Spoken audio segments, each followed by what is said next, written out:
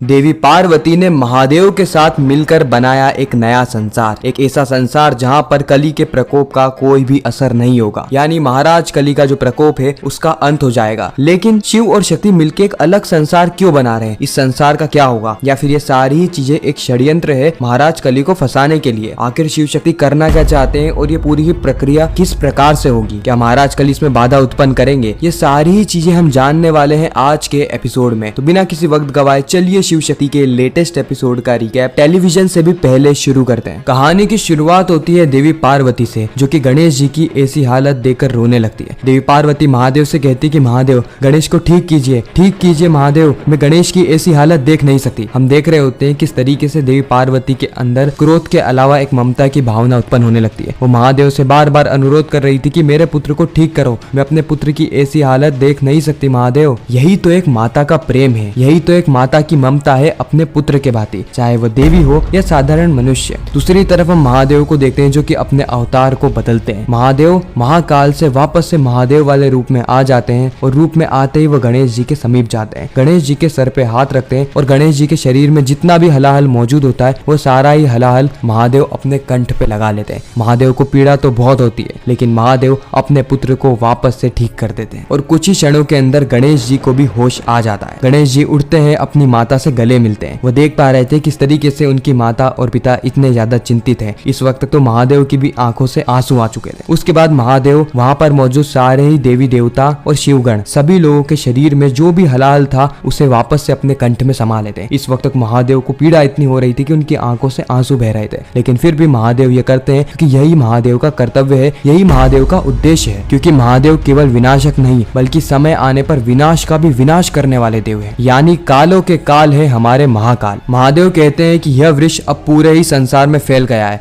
अब मुझे वापस से तपस्या में बैठना होगा ताकि मैं इस संसार को हलाहल के प्रकोप से बचा सकूं, मैं इस संसार को कली के प्रकोप से बचा सकूं। लेकिन देवी पार्वती कहती है कि बस महादेव बस, बहुत हो गया तप त्याग, अब होगा तो तांडव होगा। मैं संहार करूंगी उस कली का ताकि इस संसार में ऐसी कोई विपदा पुनः ना आ पाए। इतना कहकर देवी पार्वती जा ही रही होती है कि सामने आ जाते हैं नारायण। नारायण इस वक्त तक महाकाली को रोक रहे होते हैं। महाकाली कहती है कि नारायण आप मुझे रोककर कली को बचा रहे हैं, वही कली जो कि संसार के बारे में कुछ नहीं सोचता। इस संसार में उसने हलाहल को फैलाया, देवताओं को अपने वश में कर और अभी भी वो और घोर विपदा लाने वाला है। उसके बावजूद अगर आप मेरा रास्ता रोक रहे हैं तो नारायण यह उचित नहीं है। नारायण इस वक्त कहते हैं कि मैं कली को नहीं बचा रहा हूँ देवी, मैं नियति को बचा रहा हूँ। अगर आप अभी कली का संहार करेंगे तो वो संहार नहीं होगा बल्कि वो एक हत्या होगी। इस नियति ने, इस विधि के विधान ने कली को बनाया है बिल्कुल हम देवताओं के ही भांति। त्रिदेव ने कली को बनाया है ताकि इस संसार में संतुलन बना रहे। उसका भी अंत होगा लेकिन उचित समय पर, नियति ही उसका अंत करेगी देवी। हम कौन होते हैं नियति को पलटने वाले? लेकिन देवी पार्वती इस वक्त तक बहुत ज्यादा क्रोध में होती है। महाकाली उल्टा नारायण को ही दोषी ठहराने लगती है। महाकाली कहती है कि मुझे नियति नहीं न्याय चुनना है नारायण, न्याय चुनना है। नारायण कहते हैं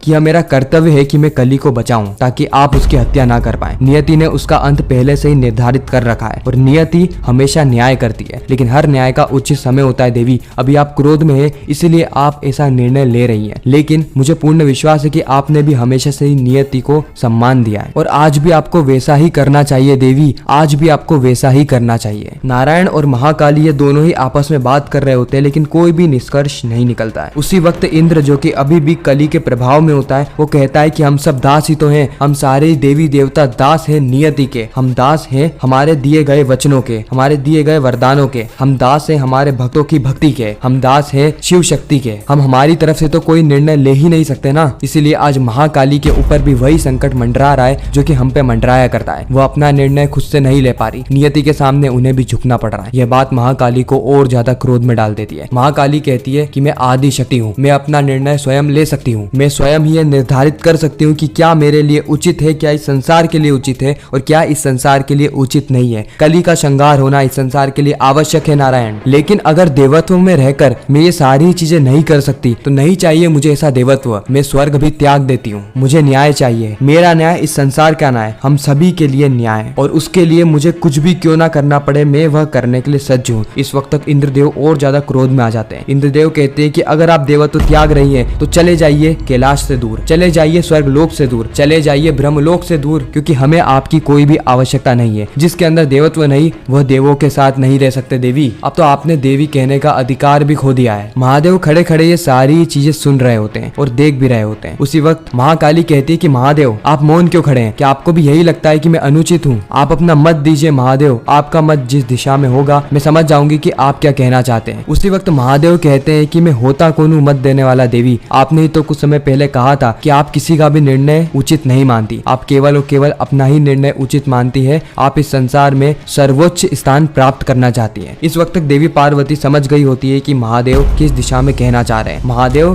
कह रहे होते हैं कि मैं कुछ भयानक अनुभव कर रहा हूँ देवी, और इसी के ही चलते मैं साफ तौर पे देख पा रहा हूँ कि आप सभी लोग कली के प्रभाव में हैं, यहाँ तक कि देवी पार्वती भी, क्योंकि कली यही चाहता है कि हम सारे ही देवता आपस में एक दूसरे से लड़ते रहें, हमारे बीच में मनमुटाव हो, जिसके चलते कली का प्रकोप इस सारे संसार में फैलता जा रहा है। दूसरी तरफ जो हलाहल इतने समय में निकला है वह भी संसार में फैल रहा है, लोगों को पीड़ा दे रहा है। हम सभी को मिलकर उसे रोकना चाहिए, ना कि इस असाधारण विषय पे बात करनी चाहिए। उसी वक्त महाकाली कहती कि असाधारण विषय? महादेव आपको ये असाधारण विषय लगता है? मैं समझ रही हूँ महादेव आप क्या कहना चाहते हैं, इसीलिए मैं भी जा रही हूँ इस संसार से दूर, अपने संसार में, अपने द्वारा बनाए हुए एक नए संसार में। मुझे नहीं रहना देवों के बीच, मुझे नहीं रहना कैलाश में, नहीं चाहिए मुझे बैकुंठ और नहीं चाहिए मुझे स्वर्गलोक। इस वक्त तक कहीं ना कहीं देवी पार्वती की आंखों से आंसू आ रहे थे, लेकिन महादेव का इस वक्त तक उद्देश्य साफ तौर पे नजर आ रहा था। महादेव का उद्देश्य था कि जो कालकोट इस संसार में फैल रहा है उस कालकोट से इस संसार को शुद्ध करना होगा, क्योंकि अगर ऐसा नहीं होता है तो महादेव के लाखों करोड़ों भक्त अकाल मृत्यु मर जाएंगे। और महादेव तो भोले भंडारी है, वह कभी भी नहीं चाहते कि उनके भक्त इस तरीके से मृत्यु को प्राप्त हो। वही भक्त जो कि दिन भर महादेव महादेव हर हर शंभू के नारे लगाते हैं, उन्हें अकाल मृत्यु प्राप्त हो। इस ओर देवी पार्वती अत्यंत पीड़ा में होती है और देवी पार्वती यह कहती है कि मैं निर्बलों का बल बनकर उनके बीच रहूंगी, इसलिए मैं जा रही हूँ मनुष्य भेष धारण करके मनुष्यों के बीच, ताकि मैं अपने समाज को खुद ही स्थापित कर पाऊँ, क्योंकि इस संसार में, इस कैलाश में मेरा सम्मान नहीं है, और जहाँ आदि शक्ति का सम्मान नहीं वहाँ पर आदि शक्ति भी नहीं। इतना कहकर देवी पार्वती वहाँ से जाने लगती है और जाते जाते देवी पार्वती अपने स्वरूप को भी बदल लेती है। देवी पार्वती एक मनुष्य के रूप को धारण करती है और मनुष्यों के बीच जाने लगती है। इस वक्त तक हम देखते हैं कि सारे देवता, यहाँ तक कि नारायण और ब्रह्मदेव भी देवी पार्वती को रोकने का प्रयास करते हैं, उनको समझाने का प्रयास करते हैं, लेकिन देवी पार्वती अत्यंत क्रोध में थी और उनका क्रोध 7वें आसमान तक पहुंच गया था। इस वक्त उन्हें रोक पाना बेहद ही मुश्किल है, लेकिन गणेश जी फिर भी अपनी माता के पीछे जाते हैं, क्योंकि गणेश जी हमेशा से अपनी माता को ज्यादा